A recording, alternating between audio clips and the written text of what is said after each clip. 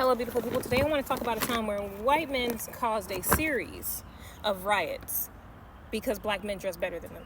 So to give y'all a time frame background, it's 1940s, or in the middle of the Second World War, and America is experiencing an agricultural drought and a textile drought.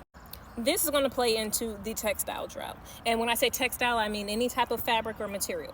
The lack of textiles was so bad that it was mandated that pants, shirts, dresses, whatever you wear was limited to not having pockets, not having flaps, not having belt loops. It was to the point where women couldn't wear stockings. It was very bad. This ties into the Zoot Suits because a lot of white men during that day looked at Zoot Suits as being extremely unpatriotic, and I'll tell you why. Zoot Suits are very, very long trousers with a lot of material, a very, very long coat with a lot of material, with extra pockets, lots of flaps. So if you can imagine, it was considered very unpatriotic and anti-war to be walking around with a lot of material, a lot of textile and fabric when you know we're in a drought, right? Now, this is what history wrote, but the real reason white men caused these riots is because black men were specifically supposed to dress a certain way. During this time and during previous years before 1940s, black men were expected to wear rags and not dress as sophisticated as the white successful man, which were suits. But to keep this on the documented reason, we're going to go back to the Second World War and the textile drought. Now, Zoot Suits were worn prior to 1940s, but they didn't get a lot of, I guess you could say, media attention and clout until there was a riot in Los Angeles. Although this riot came toward the end of the Zoot Suit era, a lot of other riots happened all over the country, in places like California, Texas, Michigan, Pennsylvania, and New York, which is exactly where the Zoot Suits originated, in New York. Fun fact, if you actually watch the Malcolm X movie, he was wearing a Zoot Suit walking across the street, and I'll try and insert a picture up here. And if you can imagine, Malcolm X was kind of always the rebellious type, so Zoot Suits was exactly that. It was a rebellious kind of stance against the war and against the mandate. Now, although black men were the originators of this Zoot Suit look, it spread like wildfire throughout the Hispanic community and also black women.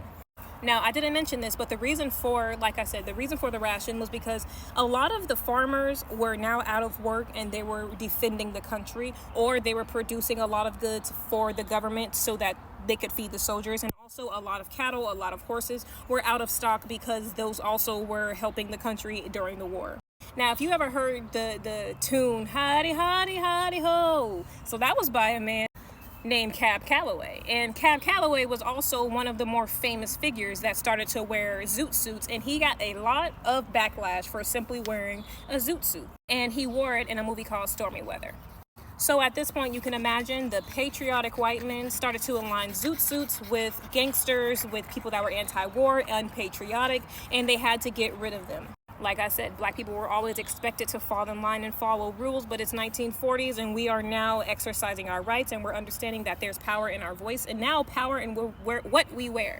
So in 1942, around June, there was a mob of white thugs that came off of the military post. These were servicemen. They came off the military post with one goal, and that was to kill every person wearing a Zoot Suit. This was in California, but this is not only specific to California because there was a large amount of riots and potential massacres related to Zoot Suit wearers. Some 50 victims came out of the California riot, and it was simply because they were wearing Zoot Suits. Majority of these victims were Hispanic, but if you can imagine, there were black victims as well, and there were black victims in the other states that I mentioned, New York, Michigan, Pennsylvania, and so much more. That is going to be the end of the Zoot Suit video. If you can imagine, Zoot Suit stopped being worn, but I do believe that there was a couple celebrities, I'm going to try and find a picture and put them up here, that actually wore Zoot Suits recently in honor of its history and what it represented. But in the meantime, if you're new here, give me a subscribe, give me a follow, and also my Instagram and TikTok will be in the description below. Thank you so much for watching. I'll talk to you soon.